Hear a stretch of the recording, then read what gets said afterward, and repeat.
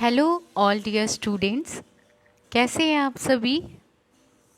I hope आप सभी बहुत अच्छे होंगे। और जैसा कि बहुत जल्द ही आप सभी का एग्ज़ाम होने वाला है, तो उसके आप लोग अच्छे से तैयारी कर रहे हैं। आज की क्लास में हम लोग एएनएम कंपटीशन एग्ज़ाम के लिए बहुत ही इम्पोर्टेंट क्वेश्चंस को डिस्कस करेंगे। और अगर आप लोग को जो क्वेश्चंस है एमसीक्यूज़ का, उसका पीडीएफ लेना है, परचेज़ करना है, इसके लिए आप व्हाट्सएप नंबर 8789694229 पर कांटेक्ट करके व्हाट्सएप पर पीडीएफ परचेज़ कर सकते हैं। यहाँ से आपको क्लास और पीडीएफ की पूरी इन्फॉर्मेशन मिल जाएगी। तो चलिए आज की क्लास को हम स्टार्ट करते हैं बहुत इम्पॉर्टेंट क्वेश्चंस के साथ। फर्स्ट क्वेश्चन है हमारा, किस प्रकार का पुनर्वास जिसमें शरीर के कार्य की बहाली होती है। ठीक है, हमारा मतलब अगर बॉडी का जो फंक्शन है, हमारे बॉडी का फंक्शन कार्य, तो उसमें किस प्रकार का पुनर्वास की बहाली होती है, किस तरह का होता है। इसमें व्यावसायिक पुनर्वास की बहाली होती है। किसकी होती है? व्यावसायिक पुनर्वास की बहाली होती है। क्लियर है सभी को? Option A is the correct answer, व्यावसायिक पुनर्वास। ठीक है, ये क्या करता है? हमारे शरीर के कार्य की बहाली करता है। ठीक है, इसलिए करेक्ट आंसर होगा ऑप्शन ए। चलिए अब हम चलते हैं नेक्स्ट क्वेश्चन नंबर 2। इसमें है कि निम्नलिखित में से कौन एक जीवित छिन्न टीका नहीं है, यानी कि लाइव एटेन्युएटेड वैक्सीन कौन सा नहीं है। तो इनमें से जो सॉल्क ओपीवी होता है, साल्क ओपीवी, ये साल्क ओपीवी क्या होता है? लाइव एटेन्युएटेड वैक्सीन नहीं होता है। बाकी जो बीसीजी है, जो सबीना है, खसरा है, ये सब सबीना ओपीवी एक होता है और साल्क ओपीवी होता है। तो साल्क ओपीवी होता है ये मतलब किल्ड वैक्सीन होता है। क्या होता है? ये किल्ड वैक्सीन होता है, ना कि लाइव वैक्सीन होता है। ठीक है, तो बाकी जो तीन हैं जैसे बीसीजी, सबीना और खसरा, ये तीनों ही क्या हैं? आपका लाइव एटेन्युएटेड वैक्सीन होते हैं। जबकि जो सॉल्क वैक्सीन है ये किल्ड वैक्सीन की कैटेगरी में आता है। इसीलिए यहाँ पर करेक्ट आंसर कौन सा होगा? Option B is the correct answer. Next हम चलते हैं क्वेश्चन नंबर 3। किन संचारी रोगों के प्रसार को रोकना सबसे कठिन है। मतलब कि कौन सा ऐसा संचारी रोग है, कौन सा ऐसा पूरे बॉडी में जो फैल सकता है उस तरह का, जो या फिर एक पर्सन से दूसरे पर्सन में फैल सकता है। तो एक पर्सन से जो इन्फेक्टेड पर्सन है उससे दूसरे नॉन इन्फेक्टेड या हेल्दी पर्सन में फैल सकता है।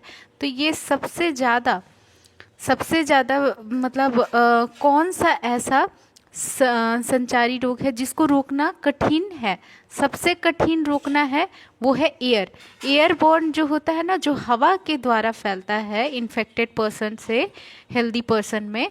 तो जो हवा से छींकने, खांसने, ये सब से स्नीजिंग और कफिंग से होता है, बोलने से होता है, जो छोटे छोटे ड्रॉपलेट्स होते हैं, कण होते हैं, मॉलिक्यूल्स होते हैं, वो हवा के थ्रू इन्फेक्टेड पर्सन से हेल्दी पर्सन तक आराम से पहुंच जा सकते हैं और इसको रोकना काफ़ी कठिन होता है। ठीक है, इसीलिए बोला जाता है कि जो इन्फेक्टेड पर्सन है, अगर उनको रेस्पिरेटरी कोई इलनेस है, इन्फेक्शन है, तो वो मास्क वगैरह यूज़ कर सकते हैं, सोशल डिस्टेंस मेंटेन कर सकते हैं। ठीक है, ये सारी चीज़ें। तो एयरबॉर्न जो होता है सबसे कठिन होता है रोकना। ठीक है, option C is the correct answer. Next चलिए क्वेश्चन नंबर 4। देखिए, लंबवत संचरण कैसे होता है? लंबवत संचरण कैसे होता है? लंबवत कहने का मतलब जो मदर टू फीटस यानी जो बच्चा है माँ के गर्भ में, उसको हम फीटस कहते हैं। तो माँ से माँ से बच्चे के अंदर कोई अगर इन्फेक्शन आ रहा है, संचरण हो रहा है, तो उसको हम क्या कहते हैं, उसको हम क्या कहते हैं, लंबवत संचरण कहते हैं। और मदर से बच्चे में आने के बीच में क्या होता है, प्लेसेंटा होता है ना। गर्भाशय में जो मदर के ब्लड को, मतलब न्यूट्रिएंट्स को, या जो भी मतलब हार्मोन्स या कई तरह के, वो सारा कुछ कैसे पहुंचता है बच्चे के शरीर के अंदर, इस प्लेसेंटा के थ्रू पहुंचता है। और प्लेसेंटा जो है बच्चे के अंदर अम्बिलिकल कॉर्ड के थ्रू अपना न्यूट्रिएंट्स और ब्लड को सर्कुलेट करता है। तो इसको हम क्या कहते हैं, लंबवत संचरण कहते हैं। यानी बीच में जो ये प्लेसेंटा होता है, प्लेसेंटा के माध्यम से मदर से बच्चे के अंदर जो है संचरण दिखाई देता है, इसको हम लंबवत संचरण कहते हैं। Option D is the correct answer. Next चलिए, नेक्स्ट है क्वेश्चन नंबर 5। नेक्स्ट कौन सा है, question number 5। DPT vaccine, DPT vaccine इसका फुल फॉर्म क्या होगा, डिप्थेरिया, पर्ट्यूसिस और टेटनस। क्या होगा, डिप्थेरिया, पर्ट्यूसिस और टेटनस। ये जो मतलब 3 अलग अलग बीमारियों के लिए दिए जाने वाला एक साथ वैक्सीन है, इसको स्टोर करने के लिए एक जो आइडियल टेम्परेचर होता है, एक जो जितना पे ये वैक्सीन ख़राब नहीं हो, अच्छा टेम्परेचर पे ये अपनी मतलब जो इसका वैलिडिटी है वो उसको मेंटेन रखे, तो इसके लिए क्या टेम्परेचर होता है, कोई भी मोस्टली जो वैक्सीन्स हैं वो 4 से 8 डिग्री सेल्सियस पे, 4 to 8 डिग्री सेल्सियस पे मतलब अपना काम अच्छे से करता है, ठीक है। मतलब उसका जो मतलब वैलिडिटी है, उसकी जो इफेक्टनेस है वो बरकरार होता है 4 से 8 डिग्री सेल्सियस पे। इसलिए करेक्ट आंसर कौन सा होगा, option B is the correct answer. Next चलिए, क्वेश्चन नंबर 6। किस अध्ययन में हम रोग के सापेक्ष जोखिम प्राप्त कर सकते हैं, ठीक है। कौन सा ऐसा अध्ययन हम करेंगे, किस चीज़ का अध्ययन हम करते हैं जिसमें हमें रोग का सापेक्ष यानी कि जो कारण है, जो कॉज है, उसका पता चलेगा। तो कौन सा ऐसा हम अध्ययन करेंगे, वो है जनसंख्या वर्ग स्टडी। क्या है, जनसंख्या वर्ग स्टडी। जनसंख्या वर्ग स्टडी से हमें पता चलेगा कि कितने लोगों के बीच में क्या बीमारी है, कैसे बीमारी है, ठीक है, और क्या कारणों से फैल रहा है। इन सारी चीज़ों के बारे में अध्ययन करेंगे हम जनसंख्या वर्ग स्टडी के थ्रू। Option B is the correct answer, ठीक है। आप लोग अपना अपना आंसर कमेंट में कर सकते हो, ठीक है, सारे लोग। और जैसे क्वेश्चन चल रहा है तो आप लोग जो भी डाउट वगैरह है कमेंट कर सकते हो, पूछ सकते हो, ठीक है। नेक्स्ट है क्वेश्चन नंबर 7। गर्भावस्था के दौरान कौन सा टीका कॉन्ट्राइंडिकेटेड होता है, मतलब गर्भावस्था प्रेगनेंसी के टाइम में कौन सा वैक्सीन नहीं देते हैं, कौन सा वैक्सीन हम नहीं देते हैं। तो ये कौन सा है, रूबेला। जो रूबेला का वैक्सीन होता है हम प्रेगनेंसी के टाइम में नहीं देते हैं। क्लियर है, रूबेला का वैक्सीन प्रेगनेंसी के टाइम में हम नहीं देते हैं। Option A is the correct answer. Next चलिए, क्वेश्चन नंबर 8। निम्नलिखित में से कौन विशिष्ट सुरक्षा का गठन करता है। सबसे अच्छा सुरक्षा हमारे शरीर के लिए जो है वो कैसे मिलता है, वो मिलता है प्रतिरक्षा से।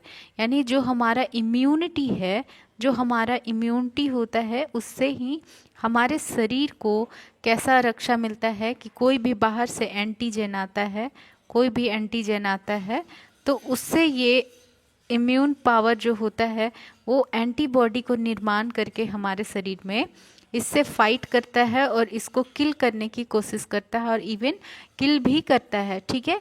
तो इससे हमारे शरीर को एंटीजन से हमारे शरीर को बचाने का काम हमारा इम्यूनिटी करता है, जो सबसे विशिष्ट सुरक्षा बनाता है या देता है। Option A is the correct answer.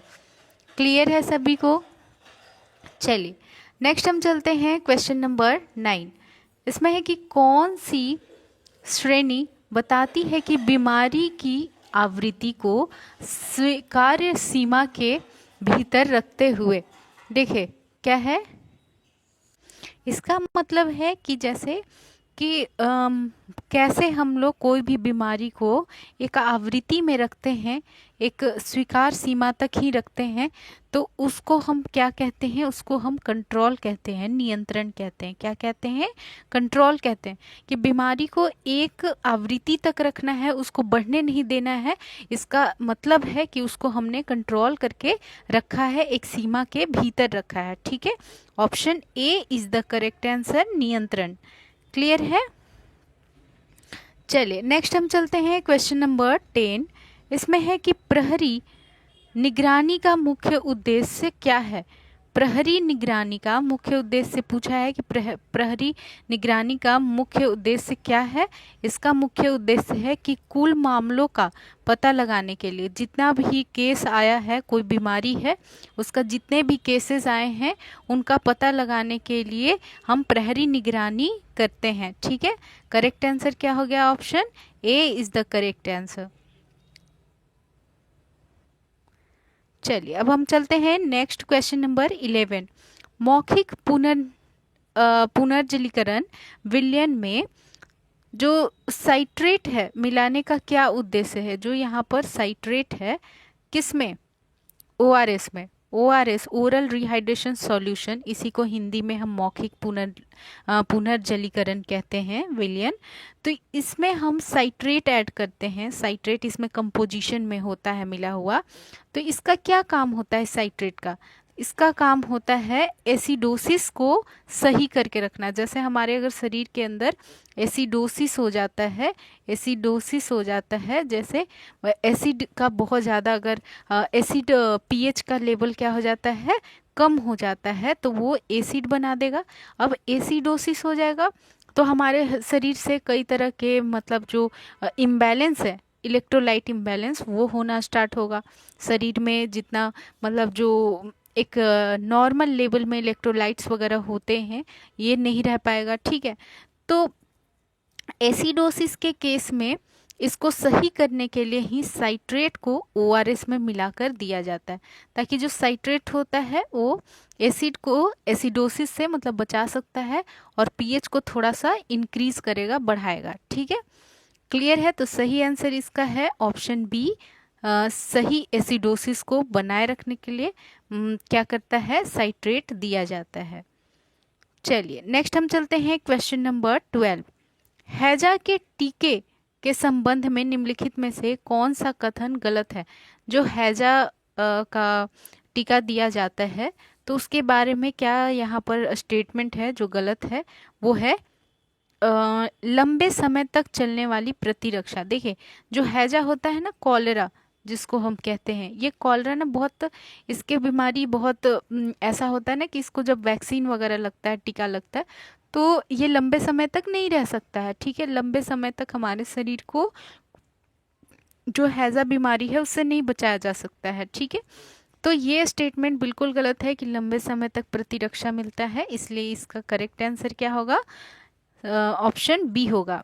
और इसमें क्या है कि हैजा में, कॉलरा में 6 महीने के अंतराल पर इसको देना होता है वैक्सीन, हर 6 महीने पे, क्योंकि लंबे समय तक नहीं टिकता है और ये एक महामारी में उपयोग नहीं होता है। ठीक है, मौखिक रूप से नहीं दिया गया है। ठीक है, सिंपल सा यही बात है कि ये लंबे समय तक नहीं चलता है, प्रतिरक्षा नहीं देता है, सिर्फ 6 मंथ तक ही देता है। तो करेक्ट आंसर क्या होगा? Option B is the correct answer. Next चलिए क्वेश्चन नंबर 13। जो पर्ट्यूसिस वैक्सीन होता है उसका पूर्ण कॉन्ट्राइंडिकेशन क्या है? देखिए पर्ट्यूसिस जो होता है वो कब नहीं, पर्ट्यूसिस क्या होता है? जो बहुत ज़्यादा एक काली खांसी जिसको कहते हैं, जिसमें बहुत सीवियर अटैक होते हैं खांसी के बच्चे में, और बच्चा जो है वो बहुत दिनों तक लगातार खांसते रहता है और काफ़ी प्रॉब्लम होता है, प्रॉब्लमेटिक है, तकलीफ है। तो इसका जो वैक्सीन दिया जाता है वो किस में नहीं देंगे, कैसे कंडीशन में हम इसका वैक्सीन नहीं दे सकते हैं? वो है आक्षेप। आक्षेप के कंडीशन में, जब भी आक्षेप होगा शरीर में, तो ऐसी स्थिति में पर्ट्यूसिस का वैक्सीन नहीं दिया जाता है। ठीक है, तो करेक्ट आंसर क्या होगा? Option D is the correct answer. Next चलिए क्वेश्चन नंबर 14। ताज़ा ब्लीच तैयार करने के बाद कितना क्लोरीन उपलब्ध होगा। जो ब्लीच तैयार किया जाता है, इस ब्लीच को तैयार करने में कितना क्लोरीन चाहिए, ये चाहिए 30%। जो ब्लीचिंग पाउडर वगैरह ब्लीच जो तैयार किया जाता है उसमें 30% क्लोरीन 30% क्लोरीन रहता है, ठीक है। 30% क्लोरीन होता है। Option B is the correct answer. Next चलिए, क्वेश्चन नंबर 15। निम्नलिखित में से कौन सबसे शक्तिशाली रासायनिक कीटाणुनाशक है। सबसे ज़्यादा पावरफुल कीटाणुनाशक कौन सा है। सबसे ज़्यादा पावरफुल कीटाणुनाशक कौन सा है, वो है लाइसोसोल। जो लाइसोसोल होता है, लाइसोल होता है, ये क्या करता है, सबसे ज़्यादा कीटाणु जो माइक्रो ऑर्गेनिज्म वगैरह होते हैं उसको लाइजोल मारता है, ठीक है, लाइजोल मारता है। तो सबसे सही आंसर यहाँ पर है वो है ऑप्शन बी। फिनॉल, डिटॉल और पोटेशियम परमैंगनेट के कंपेयर में लाइजोल सबसे ज़्यादा कीटाणुनाशक होता है, शक्तिशाली। ठीक है, नेक्स्ट हम चलते हैं क्वेश्चन नंबर 16। निम्नलिखित में से किस रोग के संचरण को रोकने के लिए रोकने के अलगाव की आवश्यकता नहीं है, ठीक है। मतलब कि ऐसा कौन सा रोग है जिसको फैलने से, एक इंसान से दूसरे इंसान में फैलने से रोकने के लिए अलगाव की आवश्यकता नहीं है, लोगों को अलग करने की ज़रूरत नहीं है, उसको बिना मतलब इन्फेक्टेड पर्सन को अलग किए भी हम रोक सकते हैं। वो है धनु स्तंभ। जो धनु स्तंभ होता है, टेटनस टाइप का जो होता है शरीर, जिसमें टेटनस हो जाता है, शरीर अकड़ जाता है, तो ऐसी स्थिति में हम जो पर्सन को बीमारी हुआ है टेटनस का, तो उसको हम बिना हेल्दी पर्सन से अलग किए भी उसको संचरण से रोक सकते हैं, ठीक है। बाकी जो खसरा होता है, कंठमाला का रोग होता है, छोटी माता, ये तीनों ऐसी बीमारी है जिसमें कि हमें इन्फेक्टेड पेशेंट को बिल्कुल अलग रखना होता है हेल्दी पर्सन से, ठीक है, ताकि ये फैले ना। तो करेक्ट आंसर यहाँ पर होगा ऑप्शन डी, टेटनस या धनु स्तंभ। नेक्स्ट हम चलते हैं क्वेश्चन नंबर 17। सक्रिय और निष्क्रिय टीकाकरण का छोड़कर सभी एक साथ किया जाता है। देखिए, सक्रिय और निष्क्रिय यानी एक्टिव और जो पैसिव टीकाकरण होता है, एक्टिव और इनएक्टिव, जो एक्टिव और इनएक्टिव जो वैक्सीन्स होते हैं उनको छोड़कर, वैक्सीन्स को छोड़कर सभी एक साथ किया जाता है। क्या एक साथ दिया जाता है, जैसे कि जो खसरा है, मीजल्स है, ये हम सभी में एक साथ दे सकते हैं, ठीक है। लेकिन एक्टिव और इनएक्टिव टीकाकरण को मतलब जो है सब में एक साथ नहीं दे सकते हैं, ठीक है। इसको हम अलग अलग देते हैं, जैसे हेपेटाइटिस बी, रेबीज, धनु स्तंभ, ये सब जो होते हैं इनको हम अलग अलग देते हैं, सबके साथ नहीं देते। लेकिन जब मीजल्स की बात करें, हम खसरा की बात करें सॉरी, खसरा की बात करें, तो ये जो है एक्टिव और इनएक्टिव वैक्सीन्स को छोड़कर बाकी सभी में एक साथ दिया जा सकता है। तो option B is the correct answer. Next चलिए क्वेश्चन नंबर 18। क्लोरीन सभी में निसंक्रामक क्रिया करता है सिवाय, मतलब क्लोरीन जो होता है वो निसंक्रामक होता है, यानी कि जो बीमारी को फैलने से रोकता है। तो ऐसा कौन सा ऐसा हमारे पास केमिकल है जिसके साथ क्लोरीन जो है वो निसंक्रामक क्रिया नहीं करेगा, बीमारी को फैलने से नहीं रोकेगा, वो है सेट्रीमाइड। सेट्रीमाइड के साथ क्लोरीन जो है रिएक्ट करेगा और उसके बाद फिर ऐसा, लेकिन बहुत स्ट्रांग रिएक्शन नहीं होगा कि बीमारी को या संक्रमण को रोका जा सके, ठीक है। तो जो सेट्रीमेट होता है, इस सेट्रीमाइड जो होता है, इसका क्लोरीन के साथ को मतलब निसंक्रामक क्रिया नहीं हो पाता है, ठीक है। Option B is the correct answer. Next चलिए क्वेश्चन नंबर 19। इसमें है कि मैग्नीशियम Mg2+ मैग्नीशियम को कहते हैं और आयरन का उपयोग निम्नलिखित में से किस टीके में स्टेबलाइजर के रूप में किया जाता है। कोई जैसे कौन सा ऐसा वैक्सीन पूछ रहा है कौन सा ऐसा वैक्सीन है जिसमें हम मैग्नीशियम और आयरन का उपयोग स्टेबलाइज करने के लिए देते हैं। तो स्टेबलाइज करने के लिए हम कौन सा देते हैं, ओपीवी जो होता है ऐसा वैक्सीन है जो क्या करता है कि मैग्नीशियम और आयरन का उपयोग किया जाता है स्टेबलाइज करने के लिए। ठीक है, क्लियर है। ओपीवी वैक्सीन को स्टेबलाइज करने के लिए मतलब मैग्नीशियम और आयरन दिया जाता है। करेक्ट आंसर क्या होगा, option A is the correct answer. Next चलिए question number 20। Toxic shock syndrome, जो टॉक्सिक शॉक सिंड्रोम होता है TSS, निम्नलिखित में से किस टीके की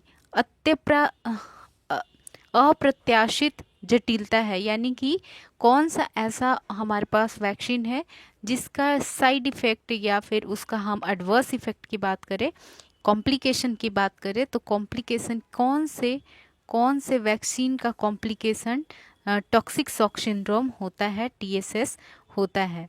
तो ये है आपका खसरा, जो मीजल्स होता है, ये मीजल्स वैक्सीन क्या कॉम्प्लिकेशन क्या होता है, टॉक्सिक शॉक सिंड्रोम होता है। क्लियर है, option B is the correct answer. Next चलिए क्वेश्चन नंबर 21। देखिए 21 में क्या है, क्वेश्चन नंबर 21 में कि सेवलॉन में शामिल है, सेवलॉन में क्या शामिल होता है, सेवलॉन में सीतावलॉन और हिबेटिन क्या होता है, सीतावलॉन और हेबिटिन शामिल होता है सेवलॉन में। क्लियर है, option C is the correct answer. Next चलिए क्वेश्चन नंबर 22। नियमित क्लोरीनीकरण, जो क्लोरीनीकरण होता है, क्लोरीनाइजेशन होता है, उससे पानी के कीटाणु मर जाते हैं। तो ये किस रूप में वर्गीकृत किया जाता है, इसको किस कैटेगरी में रखते हैं क्लोरीनीकरण को, इसको हम रखते हैं पूर्व वर्तमान कीटाणुनाशक। क्या है कि पहले और अभी का अगर कीटाणु को मारने के लिए जो यूज़ किया जाता है वो हम करते हैं क्लोरीनेशन या क्लोरीनीकरण। ठीक है, क्लोरीनीकरण कहिए या क्लोरीनाइजेशन कहिए, जिसमें पानी को शुद्ध करने के लिए, उसमें से कीटाणु को मारने के लिए हम क्लोरीन का यूज़ करते हैं। ठीक है, एक डेफिनेट परसेंटेज में उसका यूज़ किया जाता है। तो इसलिए यहाँ करेक्ट आंसर क्या होगा, पूर्व और वर्तमान कीटाणु शोधन वर्गीकृत किया गया है, इस कैटेगरी में रखा गया है कि पहले का और अभी का कीटाणु को मारने के लिए क्लोरीनाइजेशन किया जाता है। Option D is the correct answer. Next हम चलेंगे क्वेश्चन नंबर 23। थूक को कीटाणु रहित किया जा सकता है। थूक जो होता है, स्लाइवा जो होता है, उस स्लाइवा को कीटाणुनाशक करने के लिए हम उसको हम उबाल सकते हैं। उबालने के बाद जो स्लाइवा होता है वो क्या हो सकता है, कीटाणु रहित हो सकता है। इसमें बिना किसी मतलब माइक्रो ऑर्गेनिज्म या फिर कोई ऐसा कीटाणु को मतलब हम मार सकते हैं, किल कर सकते हैं उसको बॉईल करके। ठीक है, बॉईल करके। तो जो करेक्ट आंसर है वो है ऑप्शन ए। नेक्स्ट चलिए क्वेश्चन नंबर नेक्स्ट है हमारा क्वेश्चन नंबर 24। मूत्र का विसंक्रमण किस प्रकार का विसंक्रमण है। मतलब कहने का मतलब जो डिसइंफेक्ट कर रहे हैं मूत्र को, अगर कोई भी उसमें कीटाणु है उसको मार रहे हैं, तो ये किस प्रकार का विसंक्रमण है। मतलब हमारे पास जो ऑप्शन है उसमें से कौन सा है, ये है समवर्ती। ये क्या है, समवर्ती। जो समवर्ती होता है, इसमें ये कैसा किस में होता है, ये मूत्र का विसंक्रमण प्रक्रिया होता है। ठीक है, मतलब कि जैसे ही मूत्र जो है बाहर निकलता है उसमें उसको हम विसंक्रमण करते हैं, तो इसको हम समवर्ती कहते हैं। ठीक है, option B is the correct answer. चलिए नेक्स्ट हम चलते हैं क्वेश्चन नंबर 25। इसमें है कि तेल और पाउडर किसके द्वारा निष्फल होते हैं। तेल जो होता है, ऑयल जो होता है और पाउडर जो होता है वो किसके द्वारा निसफल होता है, किसके द्वारा मतलब अपना काम करना बंद करता है, वो है गर्म हवा ओवन। जो हॉट एयर ओवन होता है, इसमें बिना किसी ऑयल और पाउडर का जो है वो फूड वगैरह बन जाता है। तो hot hot air oven, hot air oven, इसमें तेल और पाउडर जो है वो निष्फल हो जाता है, अपना काम नहीं करता है। ठीक है, इसलिए इसमें हम बिना ऑयल और बिना किसी और अदर चीज़ों का यूज़ किए हम जो फूड है उसको पकाते हैं। ठीक है, तो करेक्ट आंसर क्या होगा? Option D is the correct answer, hot air oven. Next चलिए, नेक्स्ट है क्वेश्चन नंबर 26।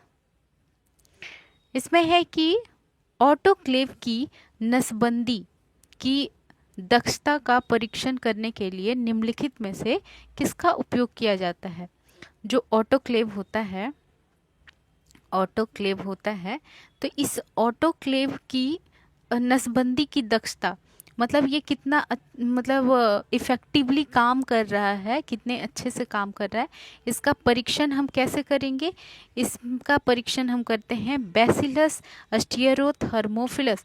जो बैसिलस अस्टेरियोथर्मोफिलस होता है, ये क्या होता है, इससे पता चलता है अगर ये क्या होगा इसमें कि जो बैक्टीरिया है वो किल हो जाता है, वो पूरी तरह प्रॉपर ख़त्म हो जाता है, तो हम कह सकते हैं कि जो ऑटोक्लेविंग है उसका वर्क प्रॉपर हो रहा है। क्योंकि ये बैक्टीरिया का जो साइज़ है वो काफ़ी छोटा होता है, माइक्रो ऑर्गेनिज्म है बैसिलस अस्टेरियोथर्मोफिलस, और ये जो है ऑटोक्लेव के थ्रू किल हो सकता है अगर ऑटोक्लेव काफ़ी अच्छे से वर्क कर रहा है। तो ऑटोक्लेव की नसबंदी की दक्षता का परीक्षण करने के लिए कि कितना अच्छा वर्क कर रहा है, इसमें हम बैसिलस अस्टेरियोथर्मोफिलस यूज़ करते हैं। क्लियर है? Option C is the correct answer. चलिए नेक्स्ट हम चलते हैं क्वेश्चन नंबर 27। आयुष मंत्रालय का गठन 2014 में शिक्षा और अनुसंधान के क्षेत्र में विकास के लिए किया गया था। ठीक है, आयुष जो होता है, आयुष, आयुष, तो आयुष मंत्रालय का गठन 2014 में हुआ। ठीक है, इसमें शिक्षा और अनुसंधान के क्षेत्र में विकास किया गया। ठीक है, अब तो इसमें क्या क्या चीज़ें आई? देखिए, जैसे आयुष है तो इसमें केवल आयुर्वेद और योगा ये रहेगा, यूनानी और प्राकृतिक चिकित्सा होगा, सिद्ध और होम्योपैथी। तो इसमें क्या क्या चीज़ें आती हैं? A for Ayurvedic, Ayurvedic, Y for yoga, U for Unani, S for Siddha और एच फॉर होम्योपैथी, होम्योपैथी। तो आयुष का ये फुल फॉर्म होता है, 2014 में आया। इसमें ये सारी चीज़ें इंक्लूड होती है। इसमें आयुर्वेदिक के बारे में होता है, योगा के बारे में होता है, यूनानी के बारे में होता है, सिद्ध और होम्योपैथी। ठीक है, तो ये सभी इंक्लूडेड होते हैं, इसीलिए इसका जो करेक्ट आंसर होगा तो वो है ऑप्शन डी, ऊपर के सभी जितने हैं ये सभी। नेक्स्ट चलिए क्वेश्चन नंबर 28। रोग की संप्रेषणीयता का आकलन किसके द्वारा किया जाता है? कोई रोग कितना मतलब उसको कम संप्रेष किया जा सकता है, कोई कितना रोग को रोका जा सकता है, कंट्रोल किया जा सकता है, इसका आकलन हम कैसे करते हैं? इसका आकलन हम कैसे करते हैं? ये है माध्यमिक हमले की दर से। माध्यमिक हमले की दर से को देखते हुए हम रोग संप्रेषणीयता का आकलन कर सकते हैं। ठीक है, option A is the correct answer, माध्यमिक हमले की दर। ठीक है, रोग संप्रेषणीयता का आकलन हम इससे करते हैं। Option A is the correct answer. Next चलिए क्वेश्चन नंबर 29। साक्ष्य आधारित चिकित्सा के जनक कौन है? जो साक्ष्य आधारित चिकित्सा किया जाता है, जो पास्ट में जिसके थ्रू पहले चिकित्सा किया जाता था, तो उसके बेसिस पे, उस साक्ष्य के बेसिस पे जो ट्रीटमेंट किया जाता है उसके जनक कौन है, उसके स्टार्ट इन्वेंटर कौन है, किन्होंने सबसे पहले स्टार्ट किया, तो ये है सैकेट। जो सैकेट थे उन्होंने, सकेत जिनको हम कहते हैं, जो सकेत थे, तो सकेत के थ्रू क्या हुआ कि ये पास्ट में जैसा ट्रीटमेंट चलता था उसके आधार पर चिकित्सा प्रोवाइड किया गया, साक्ष्य आधारित जो प्रमाण मिले हैं उसके आधार पर चिकित्सा स्टार्ट किया गया साकेत के थ्रू। ठीक है, option B is the correct answer, Saket इसके जनक है। नेक्स्ट चलते हैं क्वेश्चन नंबर 30। क्वेश्चन नंबर 30, शल्य चिकित्सा घाव का अस्पताल अधिग्रहित संक्रमण ज्यादातर किसके द्वारा होता है? शल्य चिकित्सा जो होता है वो घाव का अस्पताल अधिग्रहित संक्रमण, यानी कि जो जैसे ऑपरेशन के बाद जो घाव होता है वो उसका अगर अस्पताल अधिग्रहित संक्रमण हो जाता है तो किसके द्वारा होता है? जैसे हॉस्पिटल में गए, वहाँ पर सर्जरी हुआ, कोई एक ऑपरेशन हुआ, छोटा सा सर्जरी हुआ जख्म का, मतलब जख्म बन जाएगा, सर्जरी के बाद क्या हुआ, एक जख्म बन गया, उंड बन गया, तो इसका मतलब अगर संक्रमण हो जाता है हॉस्पिटल के थ्रू, क्योंकि हॉस्पिटल में हुआ सर्जरी, अब यहाँ से क्या हुआ, हॉस्पिटल के थ्रू जख्म बन गया, तो ये कैसे होता है? तो मोस्टली जो है ये उपकरण अगर आपका इन्फेक्टेड है, उपकरण अगर यूज़ किया हुआ है, तो ये क्या कर सकता है कि दूसरे पर्सन में बीमारी फैला सकता है और जख्म बना सकता है। क्लियर है? अगर उसको अच्छे सही तरीके से स्टरलाइज नहीं किया गया तो उसको फिर वो दूसरे इंसान के अंदर जख्म बना सकता है। तो करेक्ट आंसर क्या होगा? Option D is the correct answer, उपकरण। नेक्स्ट हम चलते हैं क्वेश्चन नंबर 31। कोल्ड चेन को किस नाम से भी जाना जाता है? कोल्ड चेन को हम वैक्सीन आपूर्ति श्रृंखला और टीकाकरण आपूर्ति श्रृंखला दोनों के नाम से जानते हैं। ठीक है, कोल्ड चेन को वैक्सीन या टीकाकरण आपूर्ति श्रृंखला के नाम से जानते हैं। Option D is the correct answer. Next चलेंगे क्वेश्चन नंबर 32। राष्ट्रीय स्तर पर ओपीवी के लिए अनुशंसित वैक्सीन भंडारण टेम्परेचर या तापमान है। मतलब ओपीवी के लिए टेम्परेचर पूछा है कि कितना होना चाहिए, सबसे अच्छा टेम्परेचर कितना होना चाहिए, वो है 15 to 25। 15 to 25 डिग्री सेल्सियस जो होता है उस पे ओपीवी को हम रखते हैं। क्लियर है? नॉर्मल टेम्परेचर पे। ओके, नेक्स्ट चलिए क्वेश्चन नंबर 33। जिला स्तर पर सभी ओपीवी को 2 से 8 डिग्री सेल्सियस तापमान पर कितने महीने तक संग्रहित किया जा सकता है? अगर स्टोर की बात करें तो कितना महीना तक 2 से 8 डिग्री सेल्सियस पे स्टोर करेंगे? तो वो है 1 मंथ। कितने महीने के लिए? 1 मंथ। एक महीने के लिए हम 2 से 8 डिग्री के टेम्परेचर पे जिला स्तर पर ओपीवी को स्टोर कर सकते हैं। करेक्ट आंसर क्या होगा? Option A is the correct answer, 1 month. Next चलिए क्वेश्चन नंबर 34। निम्नलिखित में से किस टीके में गर्मी के प्रति सबसे कम संवेदनशीलता है? गर्मी के प्रति हीट जो सेंसिटिव होता है, हीट सेंसिटिव, तो कौन सा ऐसा हमारे पास वैक्सीन है जो सबसे कम हीट सेंसिटिव, सबसे कम हीट सेंसिटिव कौन सा वैक्सीन है? वो है हेपेटाइटिस बी।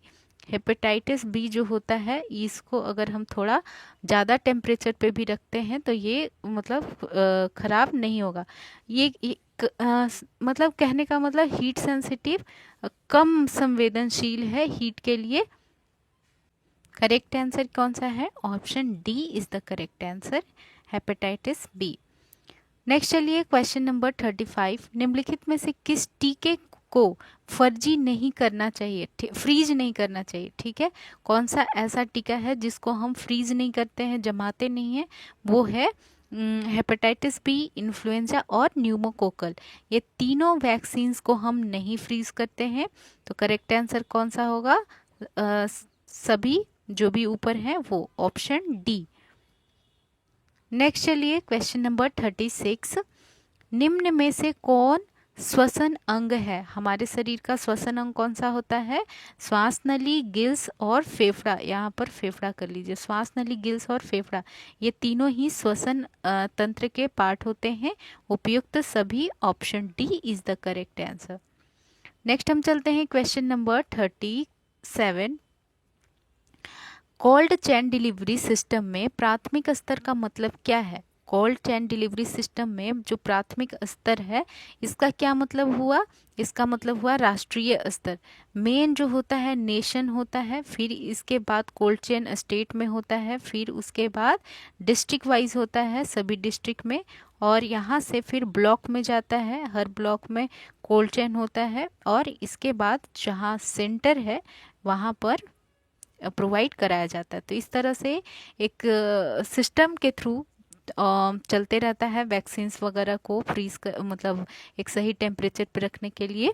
और यहाँ जो प्राथमिक स्तर है वो है हमारा नेशन। ठीक है, तो राष्ट्रीय स्तर है, option B is the correct answer. Clear है? अब चलिए नेक्स्ट हम चलते हैं क्वेश्चन नंबर 38। किस श्रेणी के वैक्सीन रेफ्रिजरेटर को फोटो वोल्टिक यूनिट भी कहा जाता है? रेफ्रिजरेटर को फोटोवोल्टिक यूनिट किस श्रेणी के वैक्सीन रेफ्रिजरेटर को कहते हैं? तो ये है सौर ऊर्जा रेफ्रिजरेटर। जो सोलर सिस्टम से, सोलर एनर्जी से जो हमारा रेफ्रिजरेटर चलता है यानी फ्रिज चलता है, उसको हम फोटोवोल्टिक यूनिट भी कहते हैं। Option B is the correct answer, याद रखिएगा यहाँ। नेक्स्ट चलिए क्वेश्चन नंबर 39।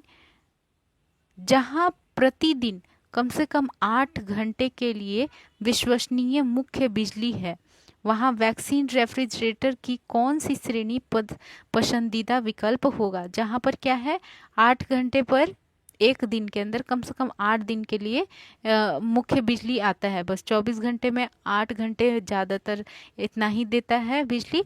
तो यहाँ ऐसी एरिया में हम कौन सा वैक्सीन रेफ्रिजरेटर रखेंगे? वो होगा हमारा बर्फ के ढका रेफ्रिजरेटर। बर्फ से जो ढका हुआ रेफ्रिजरेटर रहेगा, बर्फ से ढका हुआ, तो इसी को हम रखने में फ़ायदा है, क्योंकि 8 घंटे, बस 8 घंटे ही क्या हो रहा है, बिजली आ रही है 24 घंटे में से, तो बाकी के 16 घंटे तो वैक्सीन्स खराब हो सकते हैं उसमें। इसीलिए वैसा रेफ्रिजरेटर यूज करना है जिसके ऊपर बाहर से बर्फ ढका हो। करेक्ट आंसर कौन सा होगा? Option A is the correct answer. Next चलिए क्वेश्चन नंबर 40। एक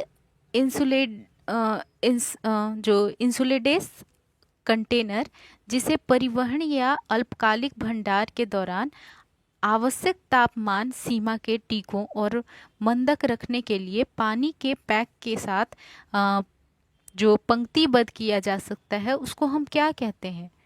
फिर से समझिए क्वेश्चन क्या कह रहा है कि एक इंसुलेटेड कंटेनर है, एक क्या है, एक इंसुलेटेड कंटेनर है जिसे परिवहन या अल्पकालिक भंडार के दौरान जो तापमान सीमा है वैक्सीन्स का, उसको और मंदक रखने के लिए पानी के पैक के साथ पंक्तिबद्ध में रखा जाता है। ठीक है, वैक्सीन को खराब होने से रोकने के लिए हम क्या करेंगे, जो पैक होता है पानी का, उसका, जिसको आइस वाटर जो बॉक्स होता है, तो उसको, उसके साथ हम इसको भी रखते हैं, इंसुलेटेड कंटेनर को भी रखते हैं। तो इसका मतलब इसको हम क्या कहते हैं? इसका दूसरा नाम क्या होता है? ये होता है वैक्सीन कोल्ड बॉक्स। ये क्या होता है? वैक्सीन कोल्ड बॉक्स, जिसके अंदर आइस पैक्स रखा होता है, वैक्सीन को रख दिया जाता है। ठीक है, क्लियर है? आइस पैक्स के साथ हम इस कंटेनर में वैक्सीन को रखते हैं ताकि खराब नहीं हो। इसको हम वैक्सीन कोल्ड बॉक्स कहते हैं। क्लियर है? Option B is the correct answer. Next चलिए क्वेश्चन नंबर 41। एक कोल्ड बॉक्स का कोल्ड लाइफ वह अधिकतम समय है जब एक बंद cold wax frozen ice pack के साथ पंक्तिबद्ध रखने पर कितना डिग्री तापमान से नीचे तापमान बनाए रख सकता है। ठीक है, कहने का मतलब है कि एक कोल्ड बॉक्स है, इसके अंदर जो कोल्ड लाइफ जो होता है कि ठंडापन कितना देर रह सकता है, तो इसमें हम अगर कोल्ड जो बॉक्स रहता है वो भी रख दिए, तब भी कितना देर तक ठंडा रख सकता है? तो ये कितना टेम्परेचर पे रखता है? कम से कम 10, जो 10 डिग्री सेल्सियस होता है वहाँ तक टेम्परेचर सही होता है, ठंडापन रखता है वैक्सीन्स को। इसके बाद टेम्परेचर अगर बढ़ेगा तो फिर वैक्सीन्स खराब हो जाएगा। ठीक है, correct answer option A is the correct answer.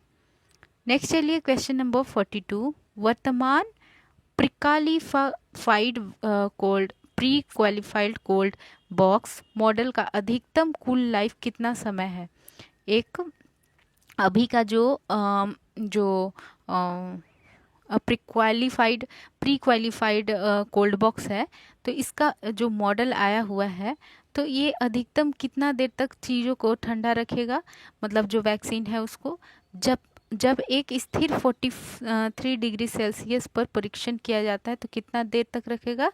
12 से 2 घंटे, 12 घंटे से 2 दिन तक, 12 घंटे से 12 आवर्स टू 2 डेज, 2 दिन तक क्या है, वैक्सीन्स को ठंडा मतलब रखा जा सकता है। ठीक है, और जबकि टेम्परेचर बाहर में कितना है? 43 डिग्री सेल्सियस। तो इतना पे परीक्षण किया गया कि ये जो प्री क्वालिफाइड कोल्ड बॉक्स है ये 12 घंटे से 2 दिन तक वैक्सीन्स को सही रख सकता है। Option A is the correct answer. Next चलेंगे क्वेश्चन नंबर 43। वर्तमान प्री क्वालिफाइड वैक्सीन कैरियर का जीवन ठंडा है कितना देर के लिए? तो ये है 18 से 50 घंटे, 18 से 50 घंटे तक क्या रखता है? ठंडा रखता है वैक्सीन्स को। 18 से 50 घंटे ठंडा रख सकता है वैक्सीन्स को। क्लियर है? चलिए, यानी कि वही जो हमने ऊपर पढ़ा ना, वही था 12 घंटे से 2 दिन, इसी को थोड़ा 2 घंटे बढ़ाकर यहाँ लिखा गया 18 से 50 घंटे तक। नेक्स्ट हम बात करते हैं क्वेश्चन नंबर 44।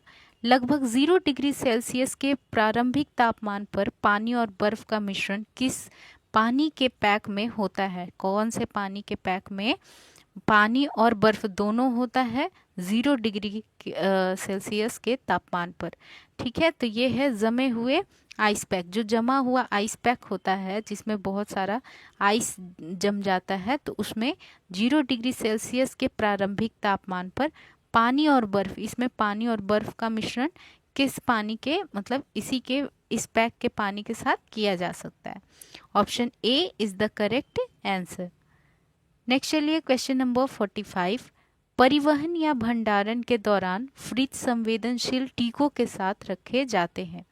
ठीक है, जो मतलब जब वैक्सीन्स को पहुंचाया जाता है सेंटर पर या फिर ट्रैवलिंग के दौरान, भंडारण के दौरान, जो संवेदनशील टीके होते हैं, फ्रिज संवेदनशील, जिनको क्या है कि बहुत ज़्यादा कोल्ड सेंसिटिव होते हैं, तो उन्हें छोटे डिजिटल उपकरणों को क्या कहा जाता है जिनके साथ इस तरह के टीके रखे जाते हैं?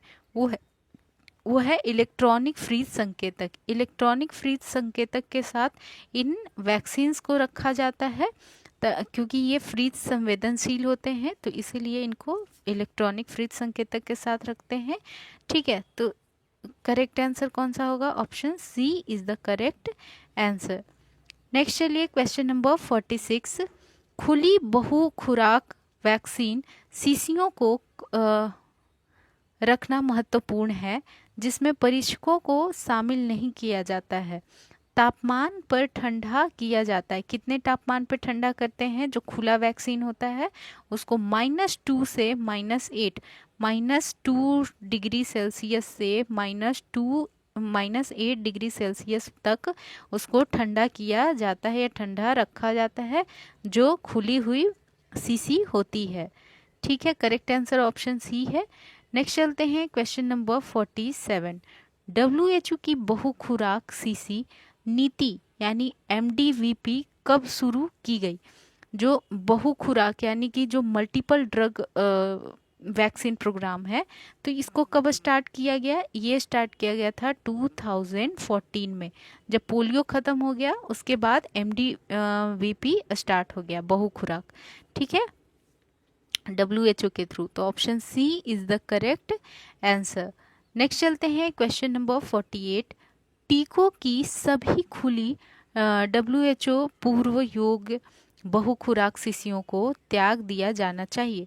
टीकों को जो बहुत मतलब जो खुली हुई वैक्सीन्स हैं, जो मतलब यूज़ हो गया है लेकिन अभी भी उसके अंदर वैक्सीन है, तो उसको WHO क्या कहता है कि ये कब तक योग्य है, कब तक ये काम में लिया जा सकता है और उसके बाद इसको फेंकना है।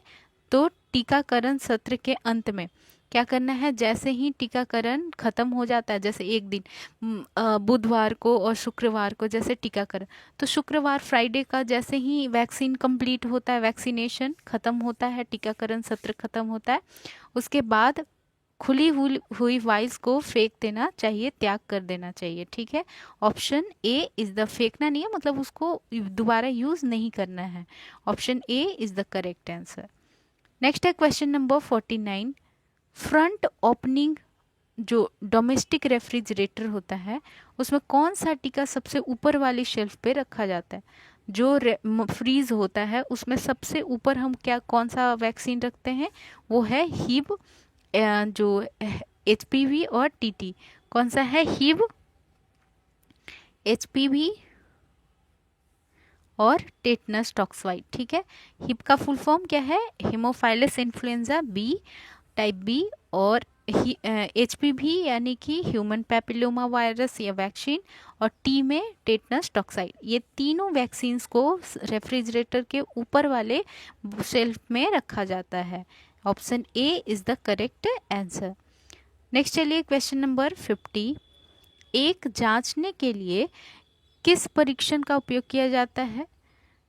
फ्रीज संवेदनशीलता टीके 0 डिग्री सेल्सियस से नीचे तापमान के संपर्क में आने से क्षतिग्रस्त हो जाते हैं। ठीक है, तो 0 डिग्री अगर हो जाएगा कोई भी, मतलब मोस्टली जो फ्रीज संवेदनशील होते हैं जिनको ठंडा से खराबी हो जाता है वैक्सीन्स, वो अगर 0 डिग्री पे आएगा तो या उससे नीचे के तापमान पे आएगा तो वो क्षतिग्रस्त हो जाएगा। ठीक है, खत्म हो जाएगा, खराब हो जाएगा। तो इसको जांचने के लिए, परीक्षण करने के लिए हम क्या करते हैं, इसके लिए शेक टेस्ट करते हैं। कौन सा, शेक टेस्ट करते हैं। उसमें देखते हैं कि वैक्सीन खराब हुआ है या नहीं, उसको हम थोड़ा सा ऐसे मूव करते, हिलाते हैं, और जिससे कि अगर उसमें बबल या फिर ये जैसे दही की तरह जमने जैसा हो जाता है तो उससे हम कहते हैं कि वो वैक्सीन अब खत्म हो गया। ठीक है, तो उसको हम सेक टेस्ट कहते हैं। क्लियर है, option B is the correct answer. ठीक है, तो आज की क्लास में हमने टोटल 50 क्वेश्चंस किए हैं। ये वैक्सीन से रिलेटेड आपको वैक्सीन्स और इम्यूनाइजेशन वगैरह से रिलेटेड क्वेश्चन देखे आपने। तो आज की क्लास में बस इतना ही, और आप लोग अच्छे से स्टडी करो। ठीक है, तो आज की क्लास के लिए थैंक यू, और कोई भी डाउट हो आप लोग कमेंट में पूछ सकते हो। Thank you for this class, take care.